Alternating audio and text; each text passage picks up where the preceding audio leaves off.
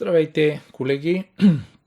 Това е една презентация, която представих на 26 март пред събралите се докторанти на събитието, организирано от Академия Ювентутис, Университетския център за работа с млади учени, докторанти и постдокторанти. Една презентация заглавена "Първи стъпки в науката, компас за докторанти", в която представих основни насоки и съвети към младите докторанти в тяхния бъдещ път по отношение на тяхната научна работа. За съжаление, и двата записа, които опитахме да направим на място в зала Компас, не се осъществиха, затова реших да направя това кратко видео, презентиране в тази виртуална среда, за да може все пак докторантите да могат да видят, тези, които не са присъствали, да видят презентацията, и тези, които са присъствали, да могат да направят справка отново с нещата, които говорихме на място. Така че започвам с едно кратко представяне. Както видяхте от предния слайд, работя като доцент в катедра "Екология и опазване на околната среда". Водя основно дисциплината екология, консервационна екология и други избираеми екологични дисциплини на студентите от почти всички бакалавърски специалности в Биологическия факултет на Пловдивския университет. Научната ми работа е свързана с земноводни и влечуги, основна екология на тези две групи. Тук виждате снимки от теренната работа с мои дипломанти и докторанти. Освен това, в началото на началния слайд ви направи впечатление, може би, логото на студентски клуб Есетра, който бе основан по моя инициатива през 2017 година, преди 9 години. В клуба членуват както студенти, така и докторанти и се занимават с различни, може да го наречем, извънкласни дейности, които допълнително подпомагат тяхното обучение, естествено в областта на екологията. Абревиатурата Есетра всъщност идва от екологичен студентски екип за творческо развитие и академични постижения. Освен това съм и координатор на магистърската програма "Екология, околна среда и екосистемни услуги". На снимките виждате моменти от практиката на магистрите ни миналата година, която се проведе в природен парк Странджа.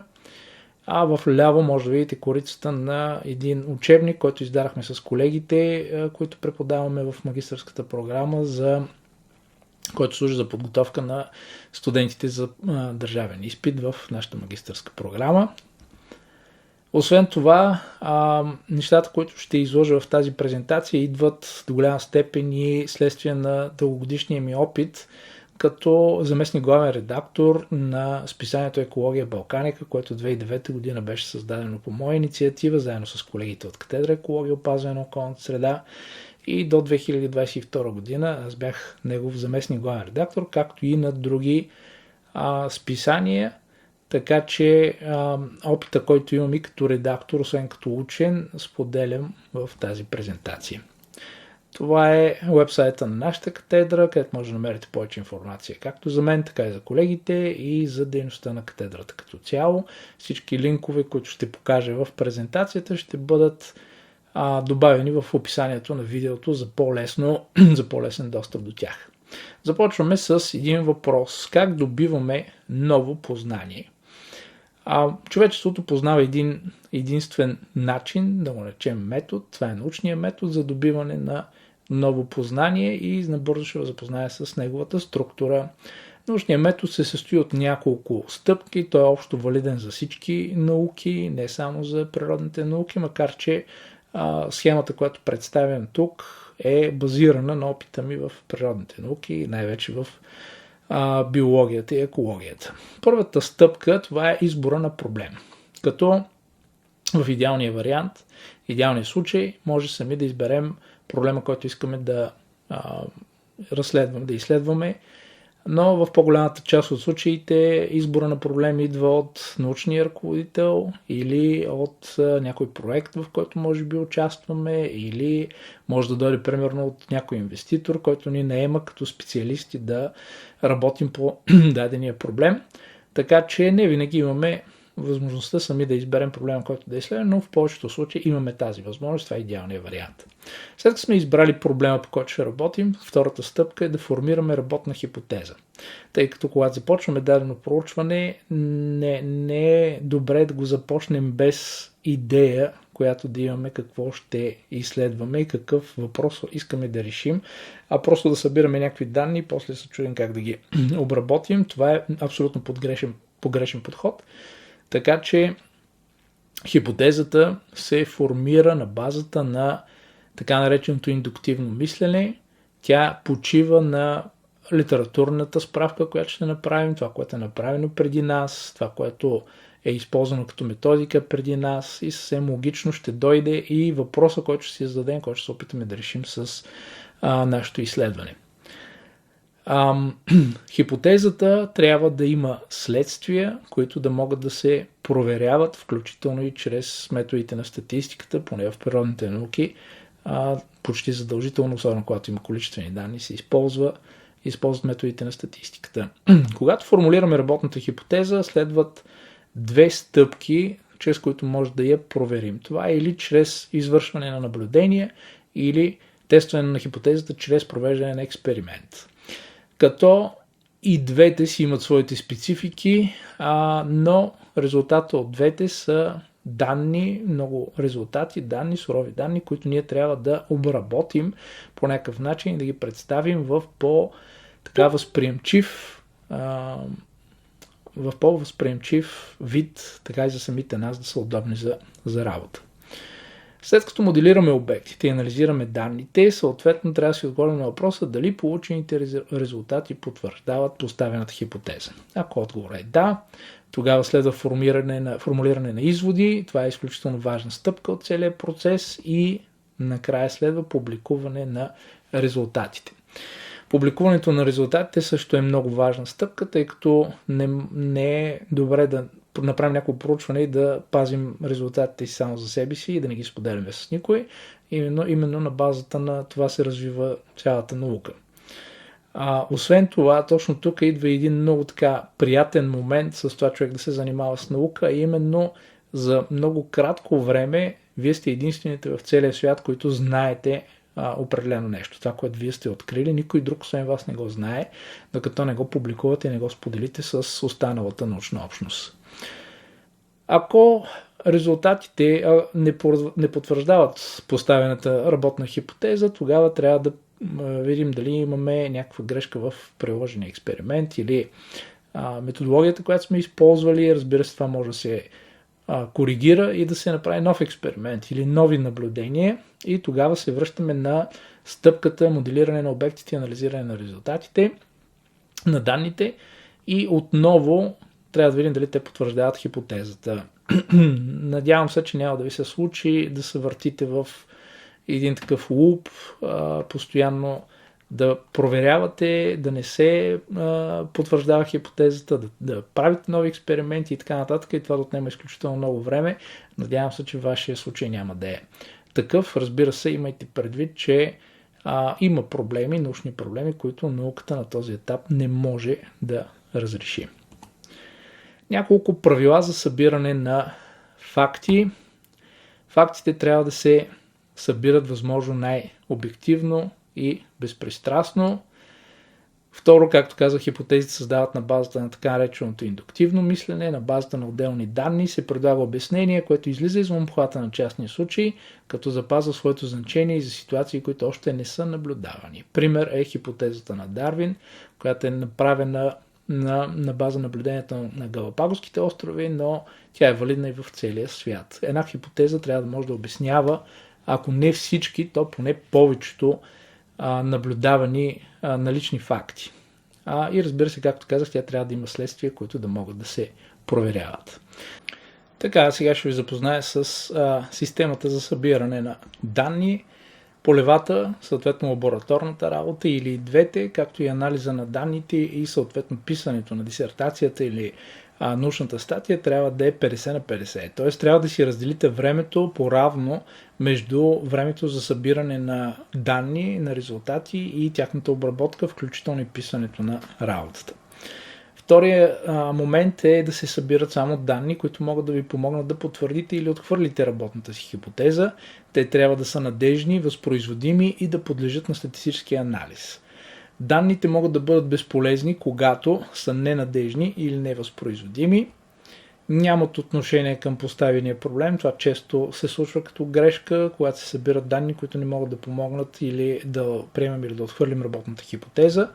И общо взето сме си губили времето да ги събираме, както и данни, които са събирани погрешно, по погрешна методика или в погрешен сезон и така нататък. И третия момент е да намерите проблем и да си зададете разумен въпрос, чието решение да намерите чрез провеждането на подходящи наблюдения или експеримент, т.е. стъпките на научния метод, за които говорихме. Освен това, когато се прави дизайна на едно проучване и се провежда едно проучване, както и се пише после самата дисертация или научна статия, съветвам да спазвате винаги два основни принципа. Първият от тях, това е принципа на Окъм, или така наречения Occam's Razor, който гласи, че изучаваните обекти не трябва да бъдат усложнявани отвъд необходимост. Изводът от този принцип е, че най-простото обяснение или стратегия винаги се явява най-добрият подход. Повечето от вас, предполагам, са чели романите на сър Артър Конан Дойл за Шерлок Холмс. Той също често използва този принцип, Occam's Razor, като най-простото обяснение, нали, за престъпленията, които той разследва, обикновено се оказва най-правилно. Същото важи и в науката. Простотата винаги трябва да е ключов елемент в дизайна на всяко едно проучване. А вторият принцип, който трябва да се спазва, е така наречения KISS принцип, като KISS принцип означава Keep it simple, stupid. Или KISS принципът посочва, че простотата трябва да бъде ключова цел в дизайна на проучването, както и че ненужната сложност трябва да се избягва. Също и когато пишете, хубаво е да държите така текста да бъде сравнително кратък и излишното писане на ненужен текст да се избягва. Една от основните задачи и дейности, с които се сблъска всеки един докторант, това е търсенето на научна литература, като разбира се търсенето в добрата стара библиотека, стандартните библиотеки не отпада, но в днешно време научната литература се търси основно в интернет и повечето учени работим с PDF файлове и все по-рядко с хартиени носители. Затова ще дам няколко съвети за търсене на научна литература в интернет.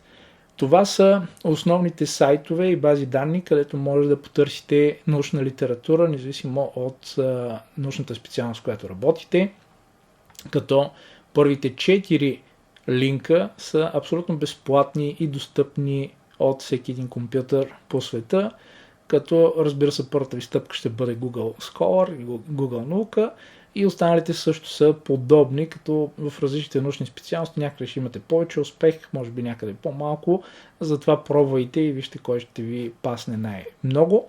Следващите два линка са на две от големите академични издателства, Springer и Elsevier, като тях съм обозначил с жълт цвят, тъй като част от съдържанието е абсолютно достъпно и може да свалите PDF файловете, но част от журналите няма достъп до тях, затова в зависимост от това какво търсите, може да успеете да свалите пълния текст, но може и да не успеете. А последните два линка, това са порталите Web of Science и Scopus, достъпа до които е с абонамент платен. За щастие, ако нашия университет, Полски университет, Паисий Хилендарски има платен такъв абонамент и ако се опитвате да отворите сайтовете от университетската мрежа, не би трябвало да имате проблем с това нещо.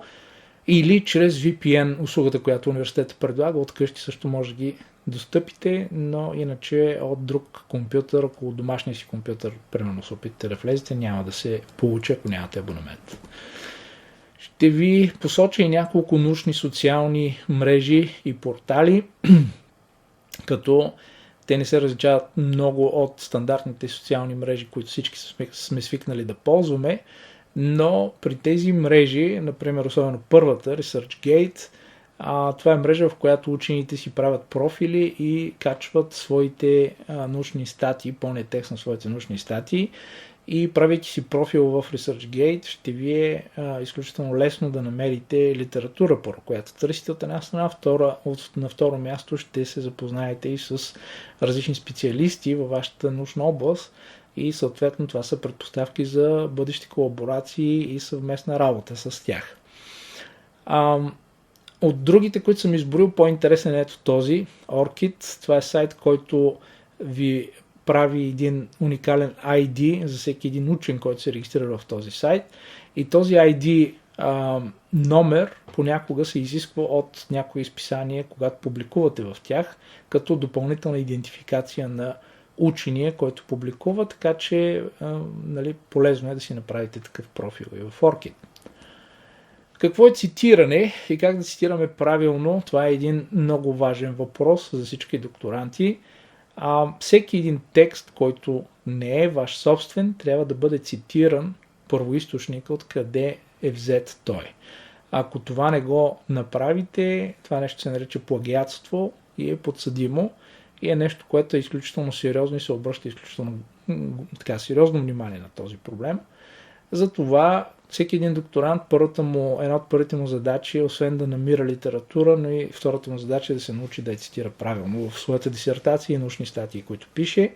В края на всяка статия може да намерите ето такъв списък, като примера, който съм извадил, на статии, които са цитирани в научния труд, независимо той дали е научна статия, дисертация и така нататък. Като в текста самите източници могат да се цитират по два начина. Дал съм ви така два примера, разбира се, от областта на екологията. Единият начин е да се напише според и след това да се даде фамилията на автора и в скоби годината и след това да се преразкаже това, което той е казал. Може да цитирате директно текста, но трябва да е в кавички, задължително и обикновено този начин на цитиране се използва, когато се цитира нещо по-кратко, като някой израз или определение, което искате да използвате. Но ако искате да цитирате по-голямо количество текст, не може просто да го копирате и да го пейснете, въпреки че сте цитирали името на автора и източника, а трябва да го преразкажете. Такова е правилото, така се прави и по този начин трябва да свикнете да работите, да преразказвате това, което сте прочели с ваши думи, а не да го копирате и да го слагате директно в текста, който вие пишете. Втория начин е да кажете това, което автора е казал и накрая в скоби пак се слага фамилното име на автора и годината, като когато са двама автори се дават фамилните имена и на двамата в скоби годината, а когато са трима автори се използва окончанието et al или et ali, което от латински означава и други. Когато цитирате източник на латиница се използва et al, а когато цитирате източник на кирилица се използва или и дъра, и други, или и колектив, кол. Зависи вече от изискванията, тия неща варират и в списанията, и в конференциите, и разбира се в оформянето на дисертациите. Тук съм ви дал някои най-общи примери за оформянето на някаква научна литература и съм дал примери с източници от журнал, книга, глава от книга и така нататък, но тъй като тук нещата в различните научни области варират изключително много, затова няма да се задълбаваме много. Когато приключим нашето проучване, резултата от всичко това събиране на данни е едни огромни листове, хартия, ако сме работили на някакви бланки или като си я дигитализираме, стават едни огромни електронни таблици, които съответно съдържат нашите данни. И в този си вид те са неразбираеми дори за самите нас. Затова първата ни работа е да ги представим в форма, която е разбираема и може да бъде представена и пред други хора. Основният начин, по който се представят получените резултати, това е под формата на текст, под формата на таблици или под формата на фигури. Това съдържа обикновено една научна статия. Като таблиците обикновено се състоят от тези три елемента, заглавие, което обикновено се слага над таблицата, но това пак варира, зависи от изискването на списанието, антетка, която съдържа описанието на данните, които ще прочетем по-надолу и тяло, в което са поместени самите данни. В научните среди е прието да се използва този тип така наречени академични таблици, в които липсват вертикални линии, а само хоризонтални такива. По този начин по-лесно може да се виждат числата и по-трудно може да се обърка човек. Това са примери за фигури, които се използват в научни статии. Тук съм ви извадил 2 статии от мои научни статии, които обикновено ще срещнете в много други научни трудове. Подобен тип графики са приемливи и са подходящи за научен труд, а ето подобен тип графики не са приемливи за научни трудове, защото примерно в първия случай в тази пайлова графика липсва правилна легенда, не знаем кой цвят какво точно означава и не са дадени нито процентно съотношение, само някакви стойности, които само автора си знае какво представляват. А втората графика, избягвайте такива 3D сложни графики да слагате в научни трудове, тъй като те са наистина трудни за проследяване и човек трудно може да засече данните. Така че по-простички ето такива 2D графики за предпочитане винаги да се използват в научни трудове. Стандартната структура на една научна статия е следната. Обикновено започва с заглавие, следват имената на авторите, тяхната афилиация или афилиацията. Това е местоработата им, включително и пощенски адрес на местоработата, в който работят. Университет, институт и така нататък, музей, без значение. Следва така наречения абстракт, или това е резюмето на статията, който задължително е на английски език, а някои изписания слагат и втори абстракт на друг популярен език. И следва самият текст на самата статия, която започва с въведение, където въвеждате читателите в проблематиката на вашата статия. Следва главата материал и методи, като това е най-важната глава от една научна статия. В нея се описват всичките материали и методи, които са използвани в изследването. Те трябва да са достатъчно добре и подробно представени, така че човек, който ги прочете, трябва да може да повтори експеримента или наблюденията, които са направени само по описанията в тази глава. Тук също се допускат доста грешки или методите не се описват съвсем правилно и подробно, или просто се дава твърде подробно, а не е нужно, тъй като те са били описани с други автори и това нещо може да стане само с позоваване. Следват главите резултати и дискусия или обсъждане. Понякога те са слети в една глава.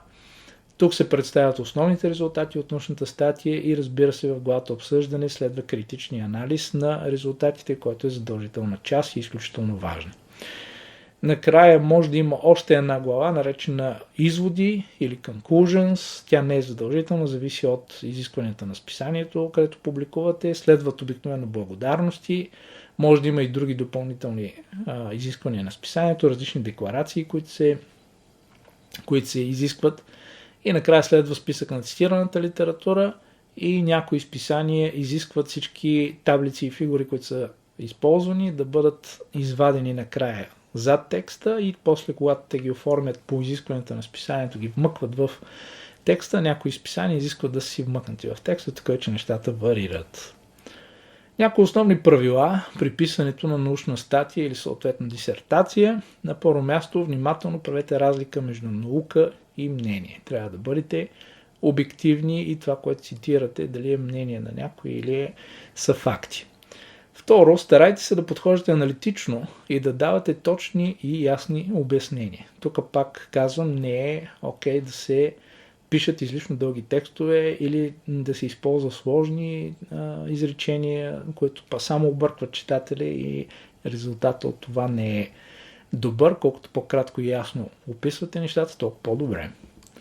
Третия съвет е да бъдете сигурни, че сте посочили достатъчно автори в своята научна работа и не сте изпуснали важни заглавия. Затова важен момент е правилната литературна справка, литературния обзор, от който тръгваме и който е важен и неизбежна част от всяка една научна работа. Четвърто, търсете нова и актуална литература, бъдете критични към старата. Повечето списания в днешно време дори имат почти задължително изискване литературата, която използвате, да е съвременна, т.е. от последните 5 или последните 10 години, което не винаги, разбира се, може да бъде спазено, но когато и се налага да използваме по-стара литература, особено много стара литература, трябва да бъдем наистина внимателни и да подхождаме така с известна доза съмнение към нея и разбира се, това нещо трябва да бъде много добре обяснено в текста. Пето, по отношение на абревиатурите, те трябва да се изпишат изцяло само веднъж, след това се използват като абревиатури, нали, целта е да се пести място, а понякога е удобно да се направи и списък на всички използвани абревиатури в началото на статията или дисертацията. Освен това, всички фигури и таблици трябва задължително да са цитирани в текста и да са ясно обозначени, като обикновено в описанието на таблицата и фигурата трябва да се даде достатъчно информация, за да може човекът погледне само фигурата, тя да е напълно достатъчна, за да разбере какво вижда, а да не се налага да се връща в текста и да дочита нещо. Това е идеалният вариант. Разбира се, не винаги е възможно да се направи, но задължително всички фигури и таблици трябва да са споменати в текста. На фигура еди коя си отбелязано еди какво си. Примерно. Не може просто да са сложени ето така в текста, без да бъдат цитирани. Когато пишете една научна статия или дисертация, разбира се, стила, който се използва е строго академичен стил. Недопустимо да се използва разговорен стил или някакви други стилове. Това е приятие в научната литература стил на писане и е доста труден за усвояване, особено от млади учени, които никога не се занимавали с това нещо, но с четенето на научни статии, с добиването на опит в това отношение, постепенно човек започва да свиква с използването на такъв стил. По отношение на фигурите и таблиците, казахме, те трябва да са цитирани задължително в текста и не трябва да повтарят информация, която вече е дадена в текста. Старайте се, когато давате информация правилно в фигурите или в таблиците, тя да не е отделно и описана и в текста и обратно, тъй като просто се обезсмисля използването на фигури и таблици. По този начин по-представително се дават някои данни, но понякога могат да се представят под формата на простичък текст и не е нужно да се правят фигури и таблици. Човек преценя в конкретния случай как да постъпи. Критичният анализ, за който говорих, това е част от главата обсъждане, дискусия и е задължителна част от всяка една статия.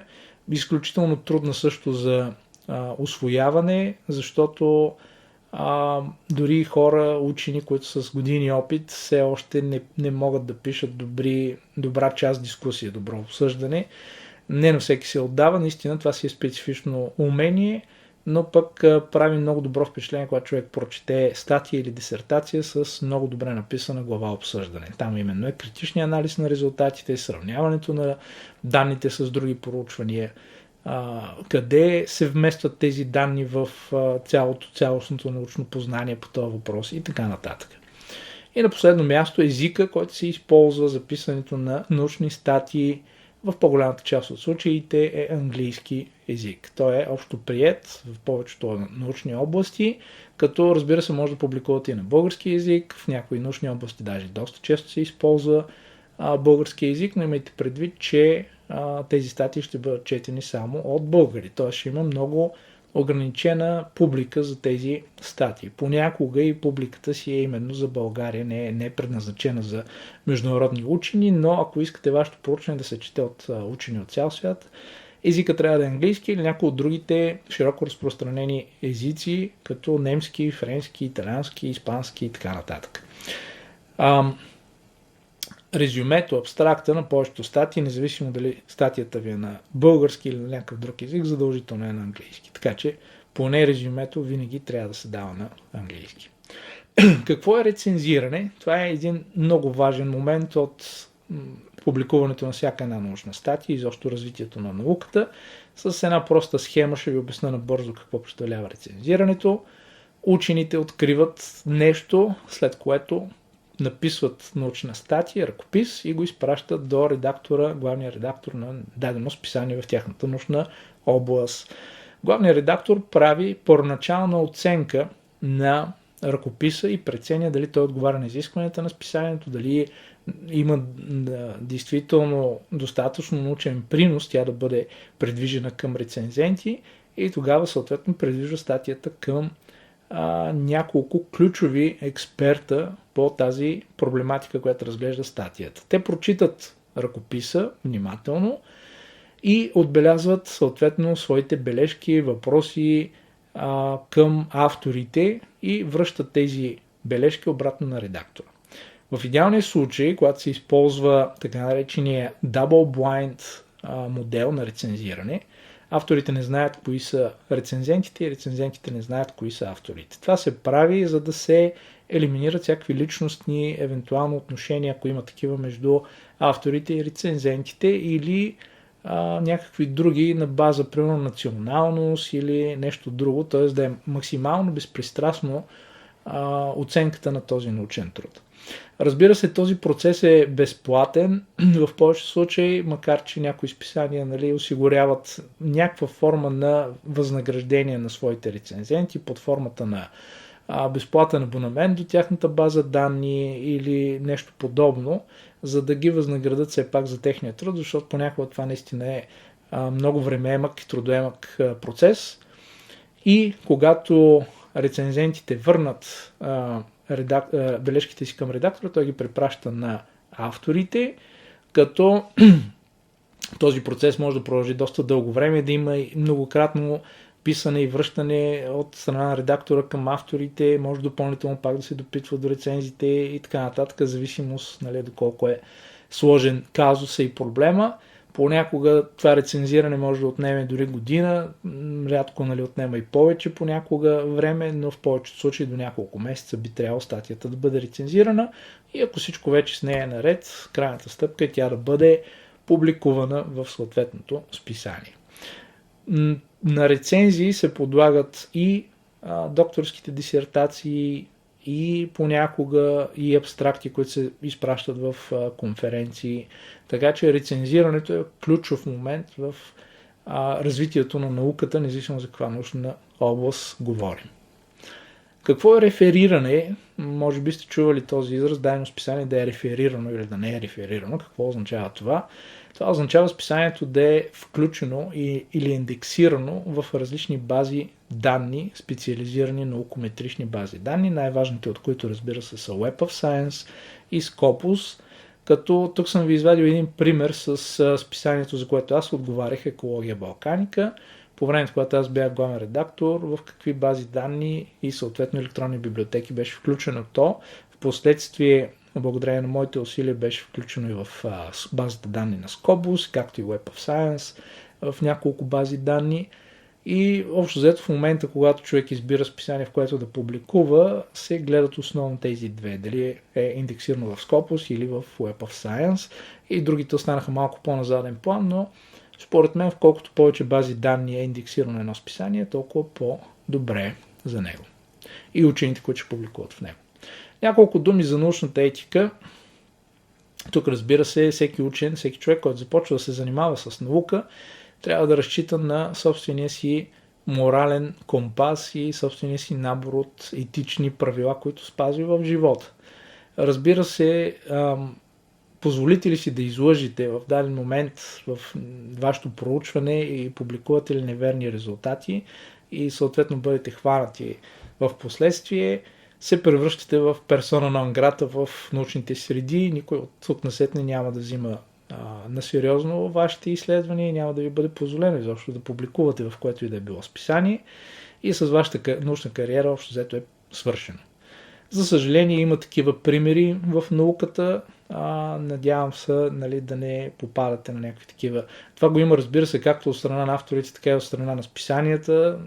Случва се, имаме и такива примери за неправилни дейности и от страна на редакторите на различни списания.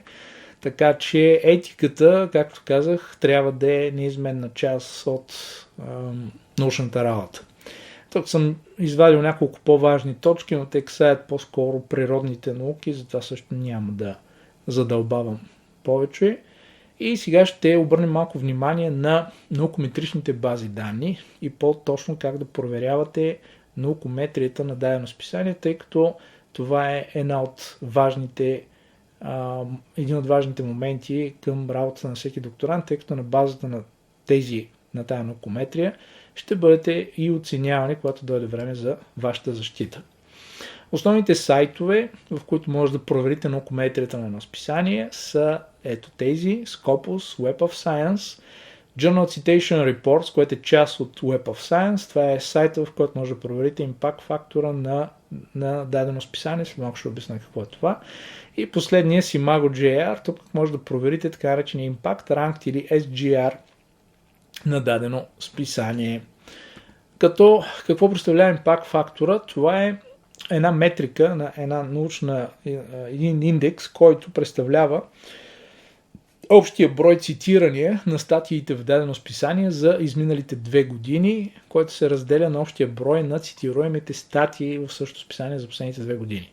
Цитируемите статии са научните статии, кратки съобщения и обзори, които се правят. Понякога списанията публикуват, да речем, едиториали или някакви коментари или писма или in memoriam на починали колеги и така нататък. Това са нецитируеми статии, затова се има пред само цитируемите статии. И се получава едно число, което представлява импакт фактора на списанието за конкретната година. В различните научни специалности, на различните професионални направления, импакт фактора може да варира значително.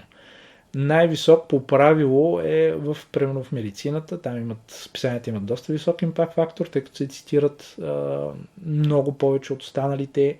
В природните науки, биология, физика, химия, импакт фактор е примерно между 0, и нещо до към 7-8, рядко повече достига и повечето списания имат такъв импакт фактор. Така че, в зависимост от областта, в която работите, импакт фактора ще варира на списанието, в което може да публикувате. Освен това ще чувате и тази думичка квартили и тези странни обозначения Q1, Q2, Q3, Q4 и редно да обясним какво представляват и те. Самата думичка квартил подсказва, че това е четвърт от нещо и това всъщност са четвърт от всички списания в света, като в Q1, това е първия квартил, са най-престижните и високо рейтингови списания, които са в топ 25 от най-добрите научни публикации. Това са най-престижните списания, към които всички се стремим да публикуваме и там, разбира се, процеса на рецензиране е най-строг и най-трудно става публикуването именно в такива списания. Втория квартил, Q2, това са качествени списания, които попадат в диапазона между 25 и 50% от най-добрите научни списания. Третия квартил, Q3, съответно са списания със средно ниво по отношение на цитируемост и влияние на своята научна област, т.е. между 50 и 75 от най-добрите научни списания. И най-ниският квартил Q4, това пък са долните 25% от списъка, т.е. това са списанията с най-ниски показатели по отношение на цитируемост. Те, разбира се, всеки един от тези списания в различни квартили носят различен брой точки, според закона за развитие на академичния състав в Република България и правилника за неговото прилагане. Затова в съответната научна област, в която работите, трябва да прецените в какви списания ще публикувате вашите статии. Самите квартири могат да се определят по импакт фактора на списанието, който се проверява, както казахме, в Journal Citation Reports, ето на този сайт, като квартила на списанието се изчислява въз основа на импакт фактора или другия вариант е чрез импакт ранга SGR в Scopus и квартирите по импакт ранга SGR може да проверите пък на другия сайт с Imago.jr. Колкото по-високи са импакт фактори или съответно SGR на списанието, толкова по-вероятно е то да е в престижните списания или в горните два квартила Q1 или Q2, като ако има различен квартил по отношение на импакт фактора или импакт ранга, се взима по-високия квартил, когато участвате в вашата защита или някакви други конкурси. Тук ще споменем също и един друг индекс, който се използва за наукометрия. Това е Хирш индекса. Какво представлява той и за какво се използва.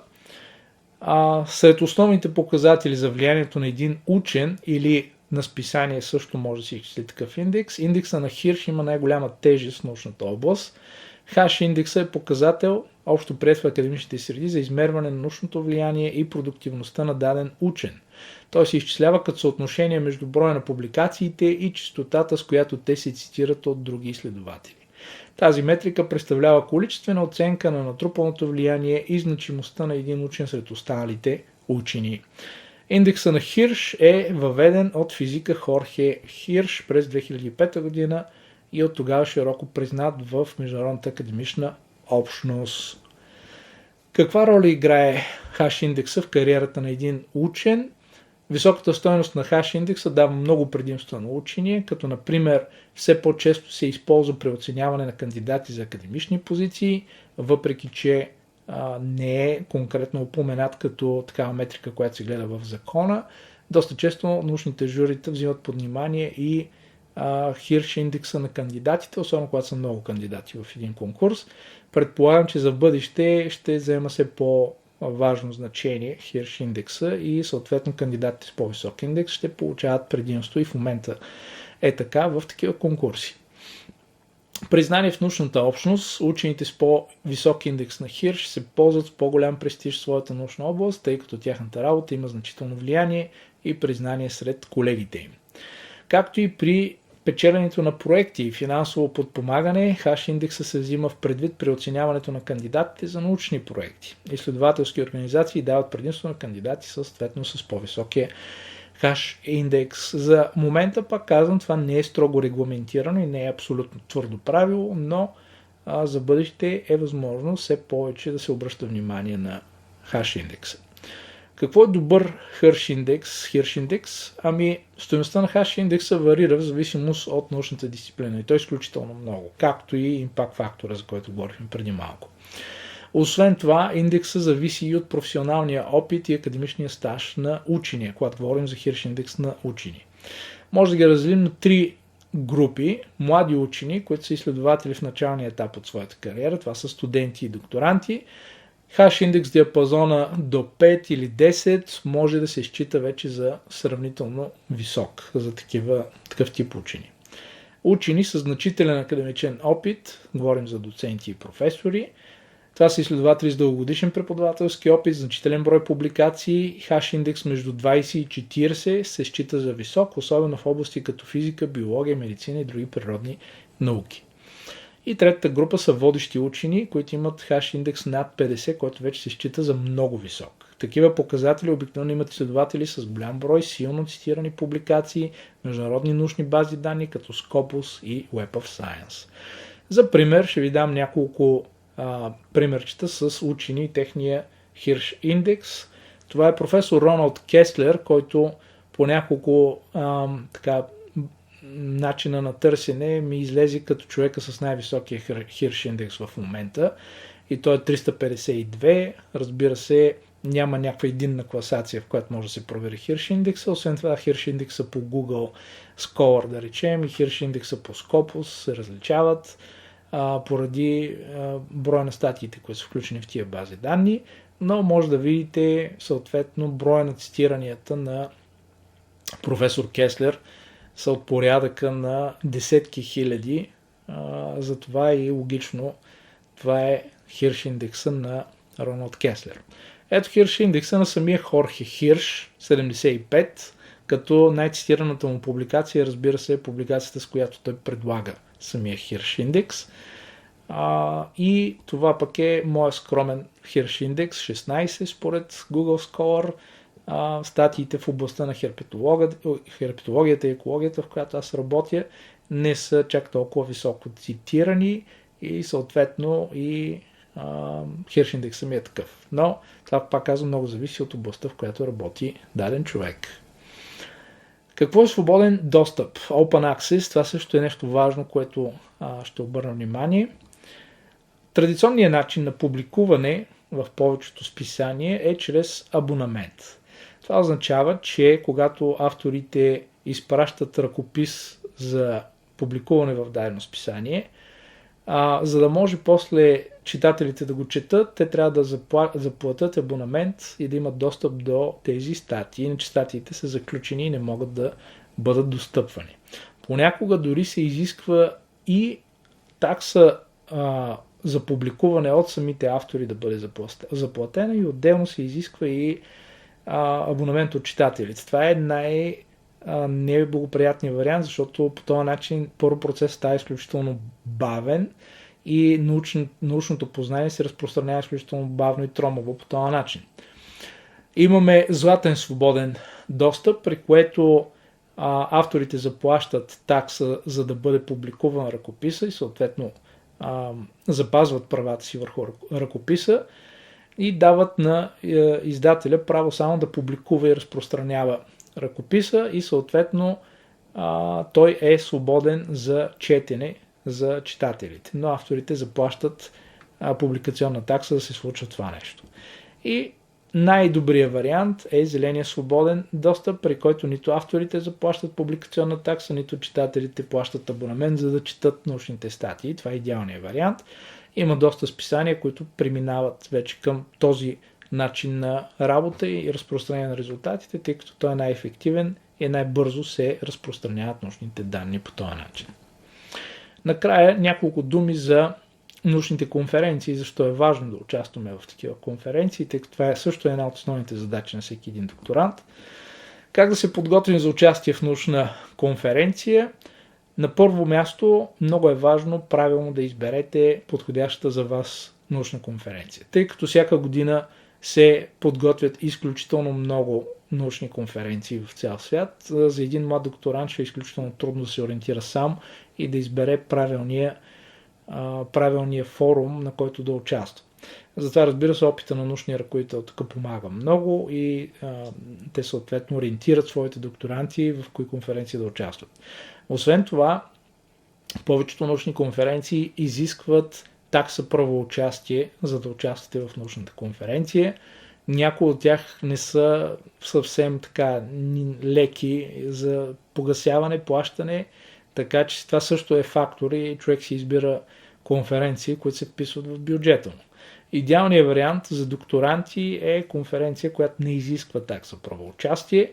Такава, например, е конференцията, която нашата катедра организира от 2003 година насам. Това е екологията, начин на мислене, научна конференция за студенти и млади учени, включително и докторанти, като тази година на 16 май ще се проведе 18-то издание на екологията, начин на мислене.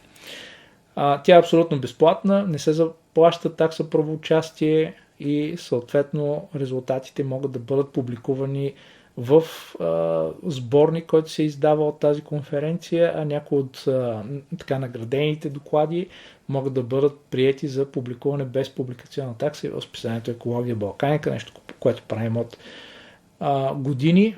И тук виждате както от QR кода, така и от линка на сайта на конференцията може да добиете повече информация.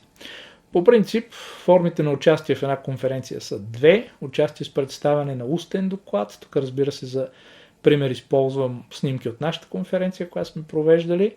Като когато подготвяте устен доклад, имате ограничено време, в което трябва да представите дадена презентация и за това трябва да направите презентацията максимално ангажираща за вашата публика. На първо място трябва да обърнете внимание на фокуса и целта на презентацията. Да не е просто някакъв сух списък от несвързани факти, а трябва да представя конкретна концепция. Започнете като се запитате с въпроса и какво от това. Покойната професор Велчева, лека и пръст, нашия ментор и ръководител катедра дълги години, често задаваше този въпрос. И какво от това? От тук се тръгва. След това определяте вашата гледна точка и съответно излагате резултатите, които сте получили, за да я подкрепите.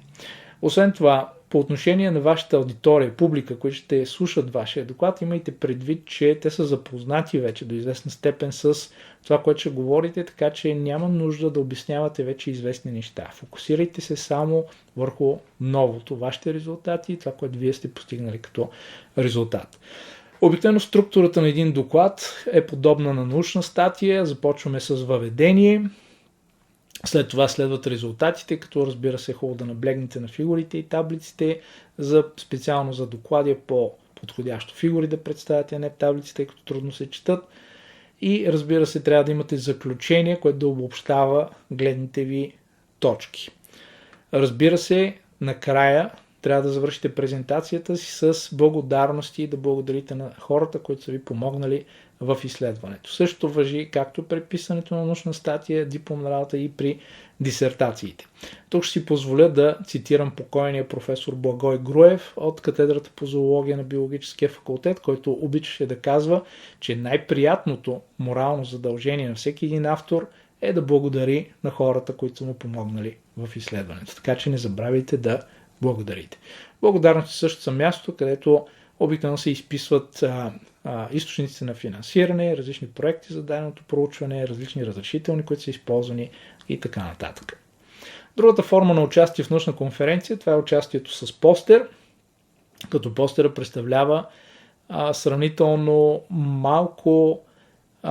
малък плакат, обикновено отпечатан на хартия, макар че доста конференции напоследък дават възможности за електронно представяне на постери, но поради това ограничено място, което имате, не може също да се разпростирате изключително много в информацията, която давате. Общо взето, постерът цели да нахвърли някаква информация, вашите резултати и така да даде повод за размисъл на хората, които го погледнат и които го видят за вкъщи и да съответно да размишляват и да обмислят вашето изследване, не седейки пред постера в последствие, тъй като просто няма време на самата конференция това нещо да се случи. Отново, когато правите постер, акцентирайте основно върху вашите резултати и постера се състои основно от фигури и таблици с резултатите, без да пишете излишни текстове, просто защото нямате място за такова нещо. Това ще ви помогне за успешната ви подготовка за участие в първата ви научна конференция. Това са снимки от нашата конференция "Екологията, начин на мислене" и разбира се, виждате усмихнатите лица на победителите, които получават и награди дори за най-добрите доклади, които са представили. Тези и много други съвети, които засегнах в тази кратка презентация, може да намерите в нашето ръководство, което написахме с колеги от катедрата през 2023 година. То се нарича "Професия еколог. Първи стъпки. Ръководство за студенти, докторанти и млади учени за научно-изследователска работа в областта на екологията". Въпреки че е предназначено за еколози и в областта на екологията, голяма част от главите са валидни за всички науки и ще са полезни за всички млади учени и докторанти. Може да свалите ръководство от QR кода или от линка, който ще сложа в описанието на видеото. Освен това, знаете, че Академия Ювентутис организират различни курсове, предназначени за докторанти, които стават част от вашето обучение в Пловдивския университет. Един такъв курс организира и моя милост, нарича се "Безплатен софтуер в науката и образованието". Ако смятате, че това нещо би било полезно, може да го запишете. Първият курс, който мина тази година, за първи път го водих, мина с изключителен успех, изключително бързо се запълниха свободните бройки и така обратната връзка, която получих после от докторантите е, че бяха изключително доволни и курсът им е бил полезен. С това приключвам с тази презентация. Искам да благодаря още веднъж на професор Йовчева, на професор Липчева и Академия Ювентутис за поканата и за мен беше чест и удоволствие да изнеса тази презентация пред вас. Благодаря.